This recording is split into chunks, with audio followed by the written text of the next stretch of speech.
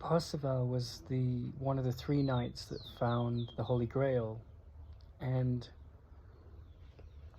in the story of Parsifal, he's the one knight that there's very little mention of his wife, Condry Moors. But what we do know is that the marriage is really happy. And so there isn't much to say about it. They're just happy together. And Krishnamurti, the Indian mystic, he said that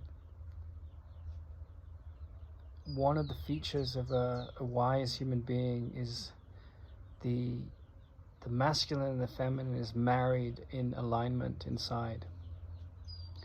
So Parsifal, his father was a knight and is killed, and his mother does everything in her power to prevent him from following in his father's footsteps. And she tries to push him off his destined path, but it doesn't work. She dresses him in homespun garments so he looks a fool when he ends up, this aspiration in him that wants to take him to King Arthur's court. And he ends up being the greatest knight because inwardly he's up for the challenge. And anyone who's drawn to question suffering in their lives is on a Parsifal-like path. Anyway, he goes out on these many adventures, and he comes to the castle of the Holy Grail, where there's a king, the Grail King, who's wounded. He has a wound in his testicles, the generative organs.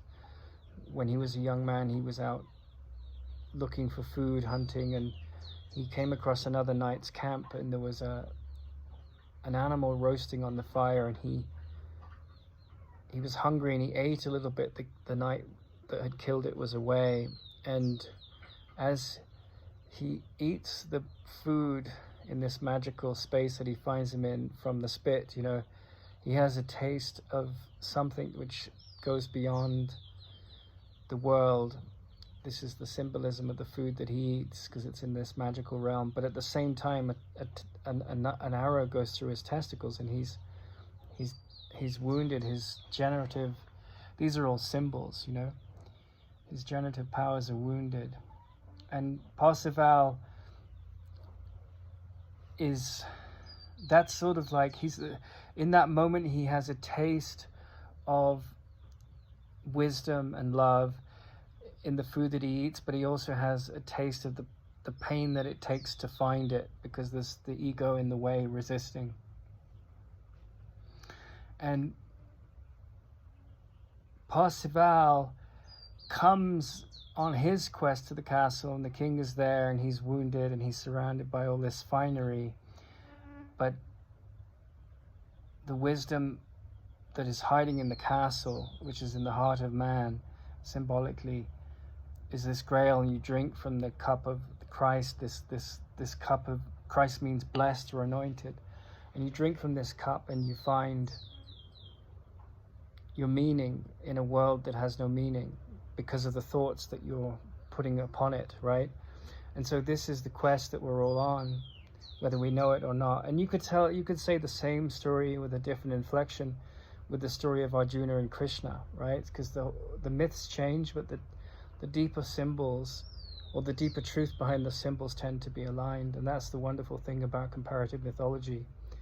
You find the mysteries are caged in different stories, whether it's stories about gazelles on the African plains, or it's stories about Parsifal or the Hindu myths.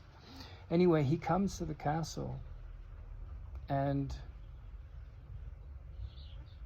he has two visits to the castle, and there's a huge length of time between the two. One is as a young man, and he's on to something. He gets to the castle, no other knight can find it, and he's the first to find it in this hidden forest. And there's a prophecy. Prophecy means a commentary, or it means what I want. That's the deeper meaning of the Greek word prophecy. And so his desire for truth has brought him into this symbolic realm.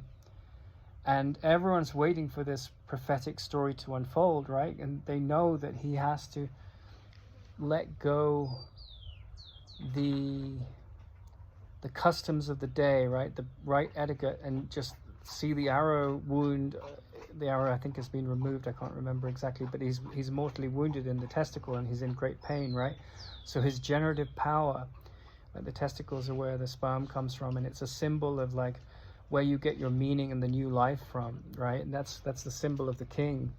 It's been taken away from him, that capacity, and he's in pain. He doesn't find the new life. He doesn't, what Jung called the spring of life has been lost in him, which is true of anyone that's in a depression or that's handling a dark night of the soul, or just lost in the material world, or lost in spiritual practices that aren't liberating, or atheistic viewpoints that aren't liberating.